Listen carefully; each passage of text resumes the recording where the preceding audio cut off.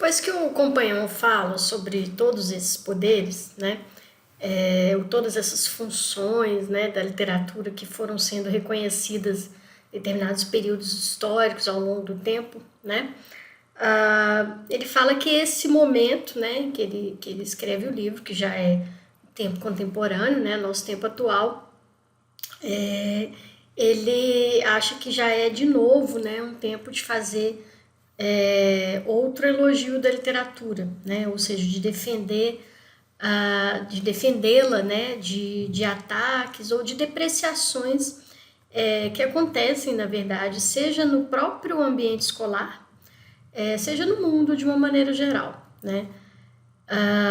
Então é interessante que ele se dedique a fazer isso, né, especialmente por causa daquele último poder, né, que a gente viu que é esse poder sagrado, quer dizer, a partir de meados dos anos 60, do século passado, né, 1960, 1965, essa visão, né, de literatura como algo inútil, como algo que não tinha poder também, ela se alastra um pouco, isso prejudica, de certa forma, um pouco até a adesão, né, social, assim, em relação a essa mídia, vamos dizer assim, usando aí já um vocabulário pós-moderno, né. Isso acontece um pouco, até por causa dos próprios teóricos, né, que não fizeram esse elogio da literatura, né, no século XX, ou fizeram de uma forma muito enviesada, né, defendendo justamente um não poder dela, ou essa neutralidade dela.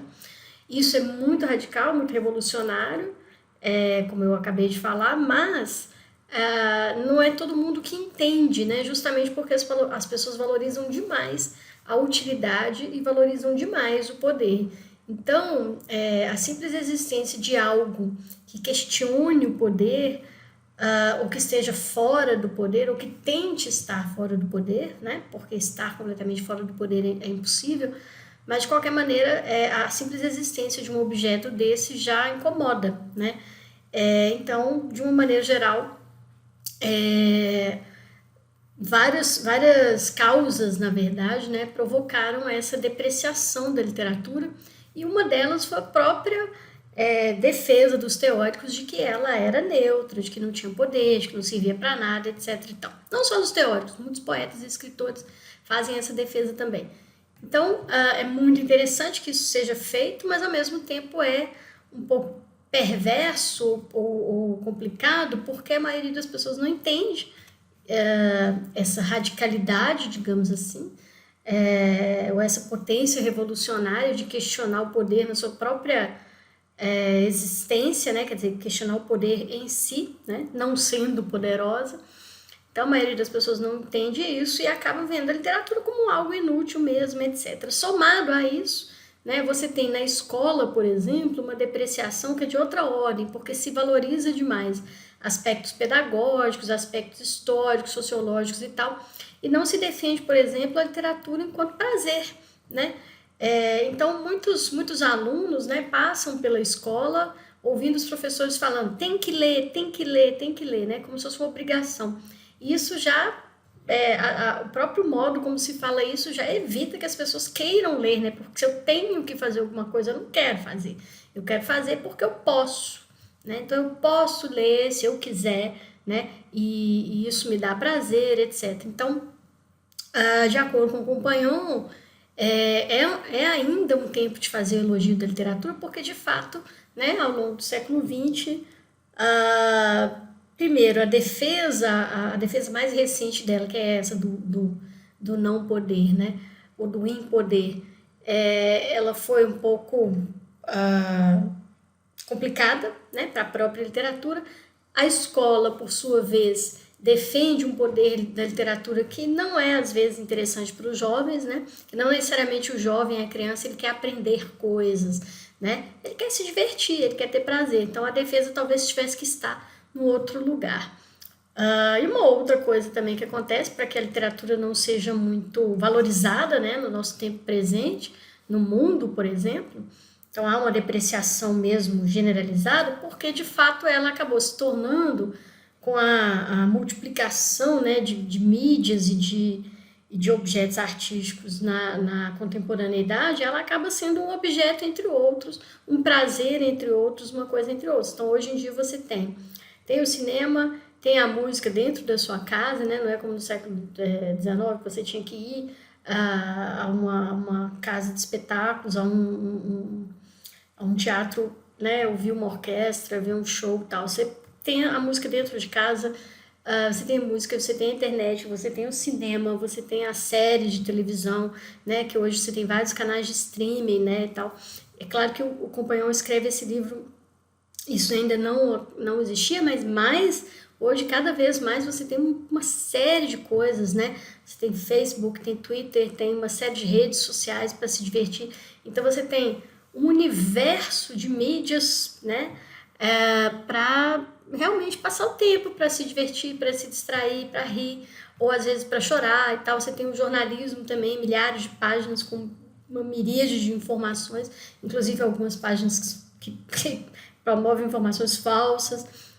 Você tem o WhatsApp com uma série de pessoas toda hora te demandando, né? Então, de fato, a literatura é uma coisa entre uma série de outras coisas no interior da indústria cultural. A gente vai falar da indústria cultural mais para frente. Então, assim, se eu posso, né, no meu dia, num dia qualquer, né, além de trabalhar, quando eu vou me divertir, quando eu for me divertir, eu tenho uma série de coisas para escolher.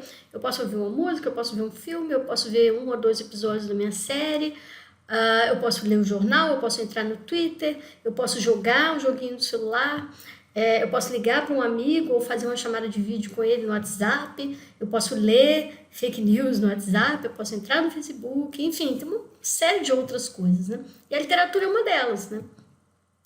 Então, normalmente, quando a pessoa já tem, né, ou em algum momento ela adquiriu o hábito de leitura, ela gosta de ler, ela tem o prazer de ler, ela vai achar um tempinho no meio dessa coisa toda para ler, nem que seja um pouquinho, né? Mas se a pessoa não adquiriu esse hábito em algum momento da vida, a chance disso acontecer já agora no mundo pós-moderno, né, com esse universo de coisas disponíveis, né, como se a gente estivesse num shopping infinito de prazeres e de formas de entretenimento. Então, claro, você, né, se você não adquiriu isso em algum momento, esse prazer, é muito pouco provável que você leia literatura. Você pode até ler muito, você lê no Twitter, você lê no Instagram, você lê no Facebook, uma série de fragmentos de reportagem, lê jornal, lê isso, lê aquilo, mas assim, literatura mesmo, pouca gente lê e acaba que, além desse hábito ser perdido, a pessoa também perde um pouco o poder de concentração. Ela não consegue ler um livro, por exemplo, de 800 páginas, tá? Então, esse é um momento histórico realmente que a gente preciso fazer o elogio da literatura para que ela, e para fazer o elogio certo, né, da literatura, para que ela de fato possa participar do nosso universo cultural, do nosso universo de diversão, né? Porque eu acho que basicamente ela é um objeto de prazer, né? Tanto é que tem essa frase do Johnson aqui, por exemplo, que ele diz que o único fim, né, o único objetivo da literatura é tornar os leitores capazes de melhor gozar a vida ou de melhor suportá-la, né?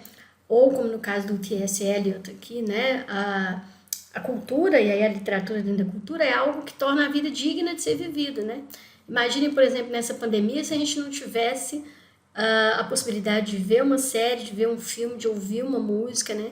Tanto é que quando a gente fica assim algum tempo sem internet, né, a gente fica, né, pirando, justamente porque é a internet que de certa forma traz a cultura para dentro de casa, para dentro do computador, para dentro do celular. Então, assim, se esse é um momento histórico, né, que a literatura precisa ser defendida para que ela não desapareça, e é claro que acaba que ela não desaparece porque sempre tem pessoas, né, que gostam de ler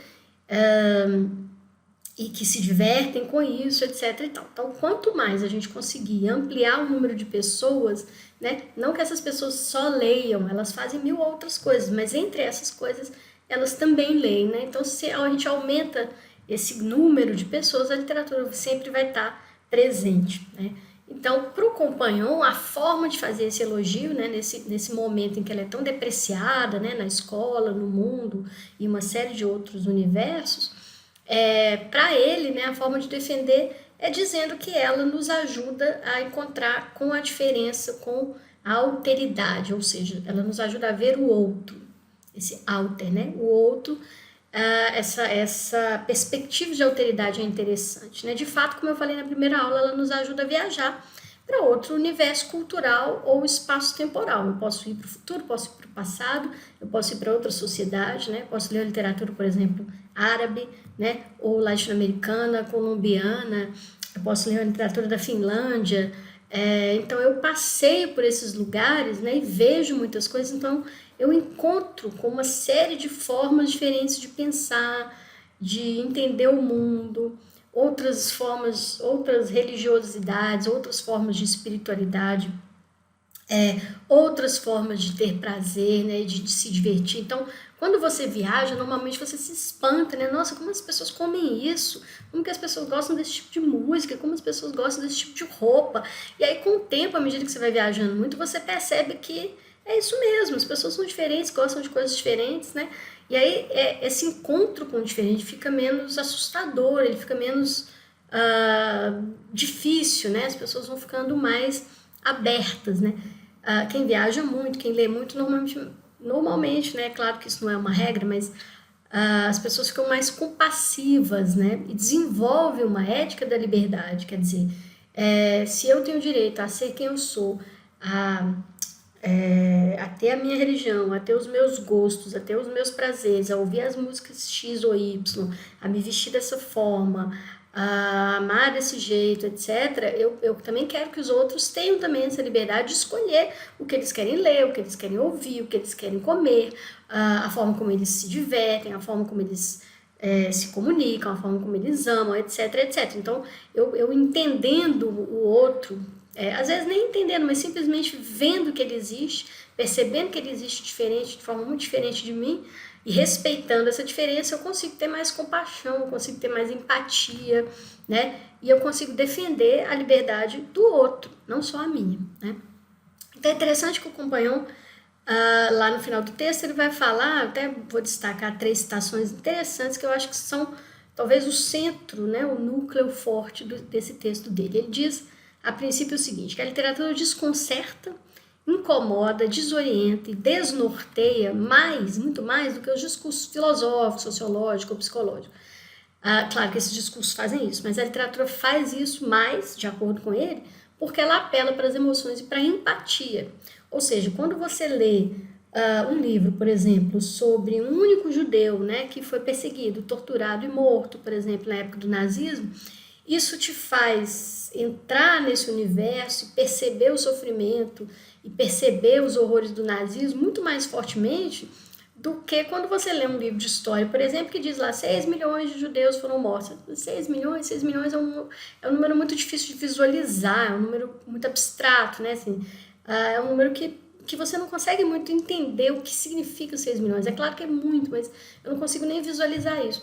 Mas se eu vejo a história de um único judeu perseguido, eu entendo o que é isso, eu tenho empatia, eu sofro com ele e tal. Ao mesmo tempo, de acordo com o Compagnon, a literatura nos liberta das nossas maneiras convencionais de pensar a vida. E aí essa parte ele já está fazendo o elogio dele, tá? No início do texto ele fez o elogio dos outros, né? Ele mostrou como os outros autores, escritores, pensadores, sociólogos, historiadores, etc., como os outros pensadores defenderam a literatura. Agora ele está fazendo a defesa dele, né? Então ele fala dessa questão da empatia, fala dessa questão da alteridade, né? Que ela nos permite ver o outro, que tem tudo a ver com essa questão da empatia, quer dizer, ver o outro de fato, não ver o outro como eu quero que ele seja. E ao mesmo tempo também, de acordo com ele, ela nos liberta das nossas maneiras convencionais de pensar a vida, né? Porque ela arruína, né? Ou ela estraga, ela provoca um estrago na nossa consciência limpa, na nossa má fé. O que significa isso, né? Normalmente, as pessoas, especialmente as pessoas que estão no centro, né, do poder ou do privilégio, digamos assim, elas têm uma consciência limpa, né? Assim, eu não participei de nenhum massacre, eu não matei ninguém, eu não humilhei ninguém, eu não tenho preconceito contra ninguém, então eu tô aqui, né, de boa, digamos assim. Então nenhum dos problemas do mundo me diz respeito, né? Com a literatura, você exercendo essa empatia, né, você começa a ver que isso na verdade não é verdade, porque seja em qualquer lugar que você esteja na sociedade, mesmo que você não tenha diretamente, né, humilhado, maltratado alguém, você, pelo simples fato, por exemplo, de ter algum tipo de privilégio, significa que, mal ou bem, outra pessoa não tem alguma coisa um pouco, não digo que seja exatamente culpa no sentido cristão, né? Mas a gente tem um pouco de responsabilidade nisso, né? Então, a gente pode trabalhar isso mais na sexta-feira, porque é uma questão até um tanto quanto polêmica, né? Mas essa consciência limpa, ou 100% limpa, né? É claro que no plano individual ela existe, eu de fato não fiz nada contra ninguém, etc. No plano individual. Mas no plano social, né? Qualquer pessoa que lê um pouco mais, que viaja um pouco mais, sabe que é indiretamente responsável por uma série de problemas do mundo, por uma série de questões, né? Então, ela acaba nos revelando, né? Mostrando que a gente tem uma responsabilidade, que a gente tem uma participação, ainda que não direta, a gente tem uma participação, isso significa que a gente pode fazer alguma coisa, né? Então, de acordo com o Compagnon, isso leva, né, ou isso permite que a pessoa se emancipe, tem um pouco a ver com aquele poder de cura lá, ela revela uma série de coisas para o sujeito e o sujeito pode se emancipar, né? Se emancipar principalmente das ideias prontas, das fake news, dos pensamentos fantasiosos ou infantis, uma série de questões que a sociedade, de certa forma, constrói um modo de pensar para a maioria esmagadora das pessoas, e as pessoas não questionam e pensam exatamente daquela forma, é um pensamento pronto, igual uma comida pronta enlatada, você consome aquilo, né? E esse pensamento pronto, ele está aí pela internet afora, pelos jornais, pelas esquinas, né? Esse pensamento pronto está em toda parte, e as pessoas vão consumindo. Quando a pessoa consome, além desse pensamento pronto, ela consome literatura, ela começa a perceber que esse pensamento pronto é pronto, e que ela pode, né, pensar sozinha, que ela pode refletir sozinha, então ela se emancipa, ou seja, ela ganha uma liberdade, né? Por isso é que o poder emancipador da literatura, para o Compagnon, ele está intacto ainda, né? Isso vai nos conduzir, né, como ele diz, por vezes, a querer derrubar os ídolos, querer mudar o mundo, né? Claro, muitas vezes a pessoa que lê bastante, ela se torna, de fato, uma pessoa questionadora e tal, mas daí ela virar uma pessoa necessariamente engajada politicamente ou necessariamente uma ativista social, isso são passos aí subsequentes. Não necessariamente todo mundo que lê vai se tornar um ativista social, vai se tornar um revolucionário que vai queimar bandeiras ou fazer determinadas coisas, não necessariamente. O que pode acontecer, é claro que ela pode conduzir a isso, né, a querer fazer essa revolução, digamos assim, mas a maioria das vezes, né, ou quase sempre, de acordo com o Compagnon, ela nos torna simplesmente mais sensíveis, mais sábios, né, melhores, tendo um pouco mais de sensibilidade com o outro, né, e um pouco mais de conhecimento de mundo e desse mundo do outro, da diferença e tal. Então, de acordo com o Compagnon, nós ficamos melhores, né, porque a gente tem ganha, né, com a literatura mais empatia e mais simpatia, né, mais uma doçura maior para lidar com a diferença, para lidar com aquelas pessoas que são diferentes da gente, né? Bom, e para finalizar, né, o que ele diz também, que é muito interessante, que a literatura é um exercício de pensamento, ou seja, é como se fosse uma academia para o cérebro, né? Então, eu exercito meu pensamento, eu exercito a minha reflexão, exercito a minha capacidade, né, de ver o outro, de pensar o outro, de pensar também sobre mim, né? Porque ao pensar sobre o outro, eu também me modifico, né? E a leitura acaba sendo uma experimentação dos possíveis, né? Então, eu experimento possibilidades de vida, possibilidades de existência, possibilidades de consciência, possibilidades de visão de mundo, né? que eu talvez não teria sozinho. E essa experimentação é interessante porque ao experimentar eu posso gostar, eu posso também não gostar, eu posso rejeitar. E ao experimentar também eu posso mudar, né? E posso também gostar mais de mim, também é uma coisa interessante, né? Porque se eu experimento várias outras possibilidades, né? Vários possíveis formas de ser, se eu experimento, eu percebo que de fato aquilo não me agrada e que eu, da forma como eu escolhi ser, sou interessante, sou uma pessoa legal, isso me faz gostar mais de mim, né? Evita um pouco também a autocomiseração e tal. Ou se eu não gosto disso, que eu estou percebendo, experimentando outras coisas, eu posso fazer também é mudar, né? Então, todas essas questões são interessantes, né? Porque essa experimentação me permite também uma liberdade de existência, de pensamento, de sentido, de formas de ser, de viver, e de amar, e de criar, né? De experimentar, infinitas, né? A literatura tem uma potencialidade nesse sentido aí, até pela própria questão aí do possível. O que é o possível? Infinito, possível é infinito, né? O provável é muito restrito. O que é provável acontecer? Muito pouco, né? Porque as leis do mundo são muito rígidas, mas o que é possível é infinito, né? Então, é um pouco no sentido dessa infinitude, tá? Que é a defesa do companhão e a minha defesa também, ok?